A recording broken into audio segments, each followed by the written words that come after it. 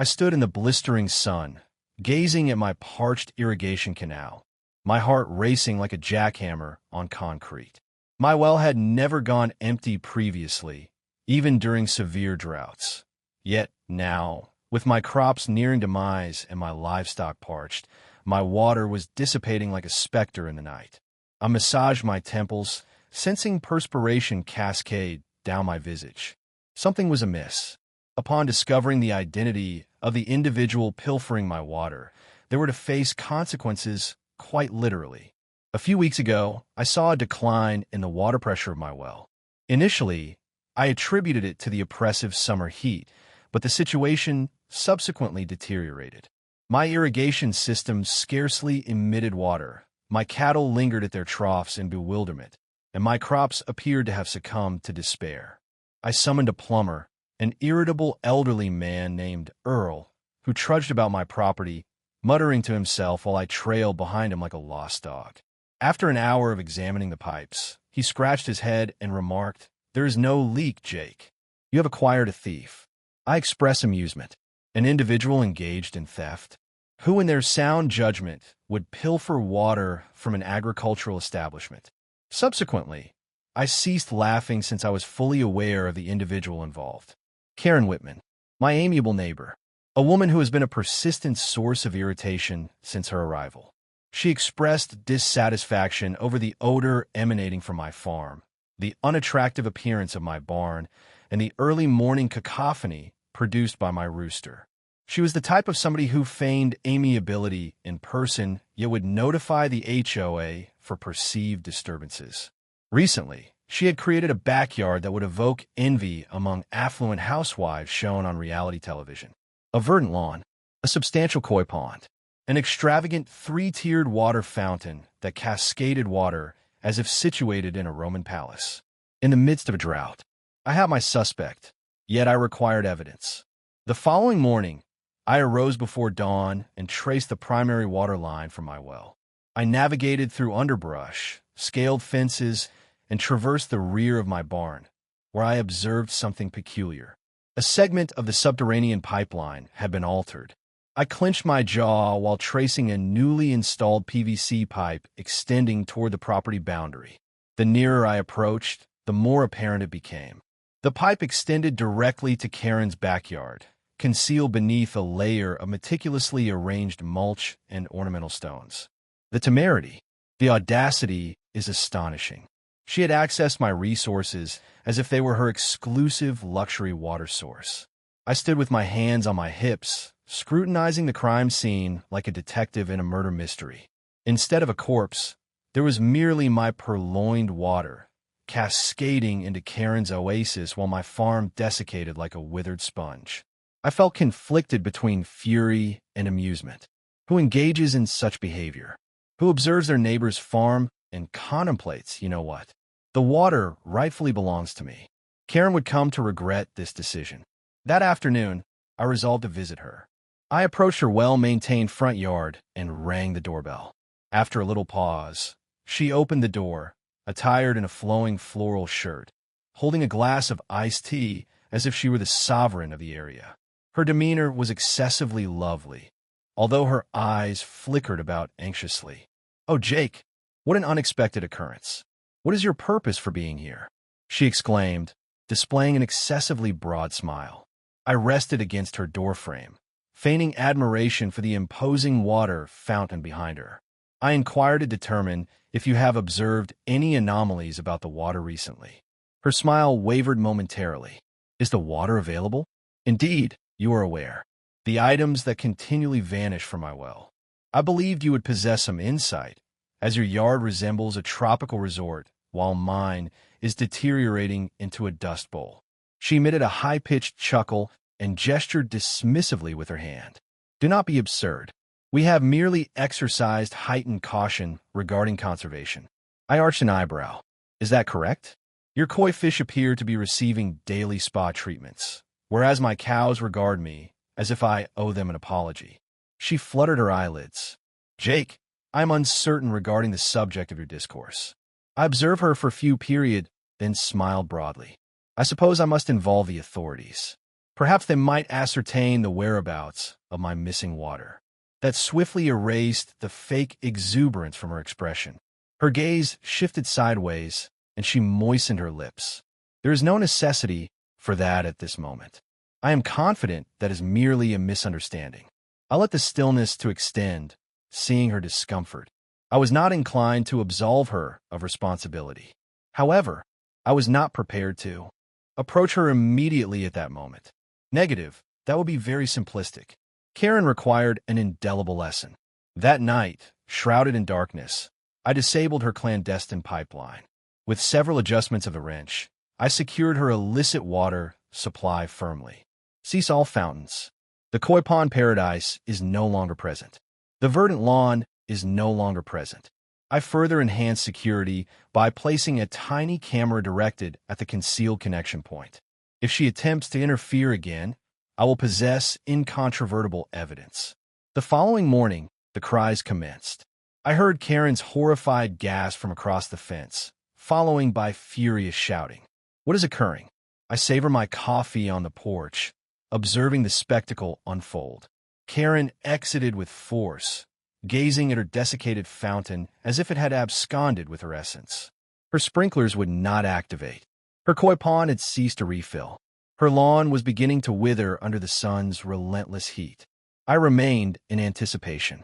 Indeed, moments later, Karen approached with fervor, her face flushed and perspiring, her fancy sandals stirring up dust as she advanced up my driveway. "Jake," she shouted. I placed my coffee down and reclined in my chair. "Good morning, Karen. What is causing you such agitation?" She folded her arms. "There is an issue with my water. It has simply ceased functioning." I feigned contemplation. Indeed, strange coincidence, since I have also been experiencing water issues. Her eyes spasmed. "Jake, please be earnest. My fountain is inoperative, my koi fish require water, and my plants are perishing. What actions am I need to undertake?" I consumed a prolonged, deliberate sip of my coffee. "Consider contacting a plumber." She stared at me as though I had proposed she offer her firstborn as a sacrifice. "Is it a plumber? However, that will incur a substantial expense." I grinned. "Indeed, likely." She exhaled sharply, murmuring to herself as she departed with heavy steps. I observed her departure, experiencing the initial sensation of gratifying justice. This was merely the inception. Karen believed she could appropriate my water without repercussions.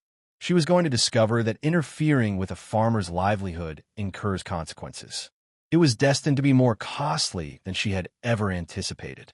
The morning following the severance of Karen's illicit water source, I awoke with a sense of regal satisfaction. There was a profound satisfaction in recognizing that justice had begun to navigate the system, even if Karen remained unaware of it. I had scarcely had my initial drink of coffee when I heard her outside, in a state of distress. It exceeded my expectations. From my porch, I observed her pacing in her yard, waving her hands at the desiccated fountain as if it had personally wronged her. Her formerly immaculate koi pond had deteriorated into a dismal puddle, with the costly fish struggling as she attempted to replenish it using a malfunctioning garden hose. She manipulated the knobs, tapping the spout in the hope that it could miraculously resume its flow. However, it did not occur, as I had ensured that it would not.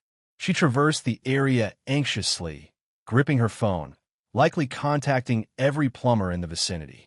A white van arrived shortly, and a man in overalls emerged, appearing drowsy. Karen virtually pulled him to her backyard, gesticulating frantically as she articulated the calamity she was confronting. I reclined, savoring the performance. The plumber quickly began shaking his head, gesturing towards the ground, and conveying information she was certainly reluctant to receive. Her scream resonated throughout the yard. "What do you mean there is no linkage to the municipal water supply? That is unfeasible." I observed the plumber perplexed, attempting to comprehend why the woman was behaving as though she had lost her life savings rather than only some pilfered water. He uttered a more remark, causing Karen's countenance to transition from fury to what appeared to be panic. She began gesturing towards my property, her voice escalating in tone. Indeed, that was the time she attempted to deflect responsibility. I consumed another sip of coffee. This was anticipated to be favorable. Shortly thereafter, Karen marched across the yard and approached my port directly. Her cheeks was flushed. It was uncertain whether from rage or warmth. However, based on her tight grip on the phone, as if she intended to hurl it, I surmised that wrath prevailed. "Jake, I require a discussion with you," she retorted, folding her arms. At this moment, I reclined in my chair, placing my coffee down deliberately. "Good morning, Karen. You appear to be under stress." She inhaled deeply as if attempting to restrain an impending outburst. "There's an issue with my water. My plumber asserts that I lack a connection to the main line, which is absurd. Please inform me whether you undertook a specific action." I closed and opened my eyes rapidly. "Myself? What is the rationale for my actions?" She emitted a laugh, devoid of any humor. "Oh, please, Jake. We are both aware that my water functioned well yesterday. Suddenly, there is nothing? What is the probability?" I expressed indifference by a shrug. "Given your substantial water consumption, it is possible that you have simply depleted your supply." Her mouth moved in a repetitive motion, her mind evidently malfunctioning at the concept. "This is not amusing. My plants are perishing, my fish are asphyxiating. And are you aware of the potential decline in my property value if my lawn becomes discolored?" I rubbed my chin, feigning contemplation. "That appears challenging." She fixed me with a fierce gaze. "Rectify it." I exhaled deeply. "Karen, I regret to inform you that you lack a legitimate water connection since you were unlawfully utilizing mine." Her eyes expanded, but before she could refute it, I lifted a hand. I traced my pipes. "An illicit connection was established directly from my well to your property. Your koi fish were essentially thriving while my farm was desiccating." Her jaw clenched. "That is an absurd allegation." I retrieved my phone and tapped the screen several times before raising it. The video footage from my security camera unequivocally displayed the pipe extending from my well directly into her yard. Karen's complexion paled. "You cannot substantiate that I did that," she mumbled. I elevated an eyebrow. "The identity of the perpetrator is irrelevant. Your property is your responsibility. Given that you were the sole beneficiary, I would assert that this renders you culpable." She clenched her jaw, appearing as though she desired to shout. Instead, she squared her shoulders and emitted a strained laugh. "Understood. Let us refrain from becoming overly dramatic. This may have been merely a misunderstanding. I am confident we can reach an agreement." I smiled smugly. "We are certainly negotiating a resolution. I could file a report on this matter. Unauthorized extraction of water? Quite significant matters. The penalties would amount to thousands. Potentially legal complications." Her visage convulsed. "However, you would not engage in that behavior, correct? We are adjacent residents." I laughed softly. "Neighbors do not engage in theft against one another." She emitted a hesitant laugh, adjusting her posture. "What is your desired amount?" I inclined my head. "Beg your pardon? What is the cost to eliminate this issue?" She inquired, her voice subdued. "I will compensate you. Simply state your price." I feigned contemplation. "Contemplation. Let us examine the situation. I had a loss of several weeks of irrigation. My crops and animals endured hardship, and I incurred unnecessary expenses for a plumber's visit. Furthermore, there exists the principle of the matter. Would you be willing to compensate for my losses? I would estimate that 5,000 would enough." Her eyes nearly bulged from their sockets. 5,000. That is extraordinary." I folded my arms. "What else is astonishing?" "Theft of water." She emitted a sound of exasperation while pacing back and forth. "That constitutes theft." I expressed indifference by a shrug. "If you wish, I can present this to the Homeowners Association and the relevant authorities. However, I suspect they will exhibit considerably less reasonableness than I do." She gazed at me intently, her jaw moving as though she were masticating the reality of her circumstances. Ultimately, with a resigned exhalation, she said, "Fine." I smiled broadly. "It is a pleasure to conduct business with you." By day's end, Karen had deposited the funds into my account, complaining throughout the process. However, her difficulties were not yet resolved. Far from it. The Homeowners Association intervened the following week when Karen, in a desperate attempt to save her reputation, attempted to portray herself as the victim in this situation.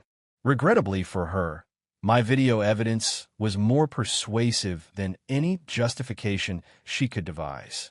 She was imposed a substantial punishment for contravening community bylaws, exacerbating her existing financial burdens. Compounding her difficulties, news disseminated rapidly throughout the neighborhood. Before long, everybody were aware of her actions. The woman who had invested considerable effort in presenting herself as the neighborhood queen has now become the subject of ridicule throughout the community.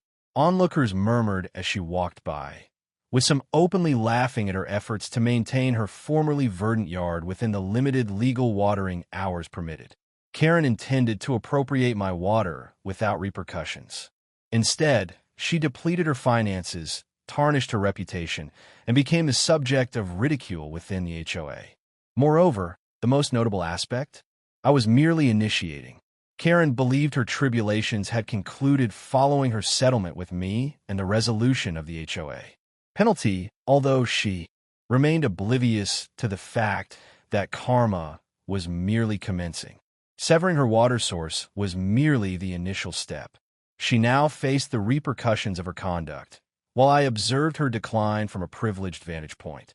The initial indication of her empire's decline was the condition of her yard. Deprived of my pilfered water sustaining her extravagant fountains and expansive lawn, her formerly immaculate property began to reveal its true condition. The grass, formerly unusually verdant for months, transitioned to brown spots, then yellow, and ultimately became entirely desiccated. Her koi pond, once the glory of her backyard, transformed into a mere muck hole. The costly fish she had displayed as a status symbol needed to be rehomed, and I learned from a neighbor that she had to compensate someone to remove them. That alone must have been degrading for her. The fountain was the subsequent item to be removed. I recall emerging onto my porch one morning, coffee in hand, as Karen and an unfortunate landscaper gazed at the arid, unproductive edifice. The man repeatedly shook his head as Karen gesticulated, evidently contending that a method to revive it must exist. However, in the absence of an inexhaustible and complementary water source to appropriate, prospects appeared bleak. By the week's conclusion, the fountain had been removed, resulting in an unsightly, vacant area in her backyard. Her utopia was disintegrating fragment by fragment. She endeavored to maintain a facade.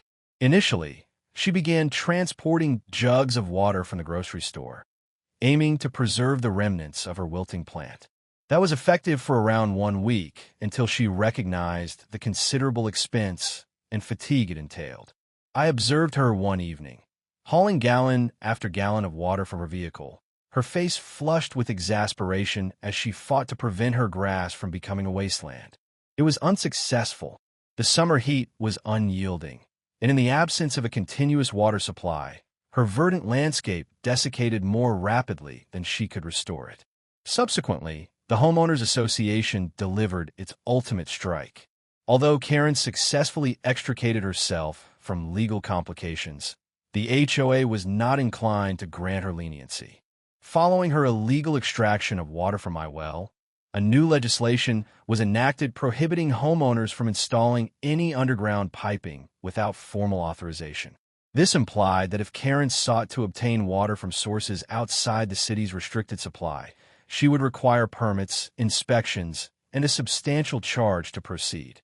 She had been permanently severed from all connections. She attempted to resist, naturally. Karen was not inclined to accept defeat with grace. She convened an emergency HOA meeting in an attempt to garner support from fellow residents, although no one aligned with her position. News of her actions disseminated rapidly, and the majority of the neighborhood continued to find amusement in it. Some individuals even jested about instituting a Karen tax for those found violating water rules. The conference concluded with her exiting in exasperation, recognizing that she had forfeited her previous influence. Devoid of alternatives, she commenced her search for an escape. The for sale sign was erected in her yard shortly thereafter, although the market conditions were not advantageous for her. No one was willing to pay a premium for a property with a lifeless lawn, lacking backyard allure, and a history of HOA violations. The most advantageous aspect? The sole individuals inclined to purchase were fellow farmers, and Karen vehemently abhorred the notion of her house being possessed by someone she deemed inferior. She endeavored to endure, rejecting inadequate offers and asserting her intention to await the appropriate buyer. Nonetheless, the prolonged delay exacerbated her situation. Her image was already tarnished, and with each passing week, her residence appeared increasingly dilapidated. The heat had ravaged her yard, transforming it into a dust field rather than a garden. The facade of her house was beginning to exhibit indications of neglect. Devoid of her incessantly appropriated water source, every aspect of her previously immaculate residence deteriorated. Subsequently, the ultimate degradation ensued. One morning, I observed a moving truck entering her driveway. Initially, I speculated that she had secured a customer. However, upon closer observation, I discerned that she was not engaged in selling. She was departing. Karen, the lady who had spent months masquerading as the queen of the neighborhood, was preparing to flee. I observed her and many movers laboring to carry her exorbitantly priced furniture, designer patio sets, and the remnants of her dignity. She did not say farewell to anyone. She refrained from knocking on doors or attempting to portray herself as a victim one final time. She vanished, as to an unpleasant recollection dissipating. As the moving truck departed from the driveway, vacating the desolate, uninhabited house, I exhaled a prolonged, contented breath.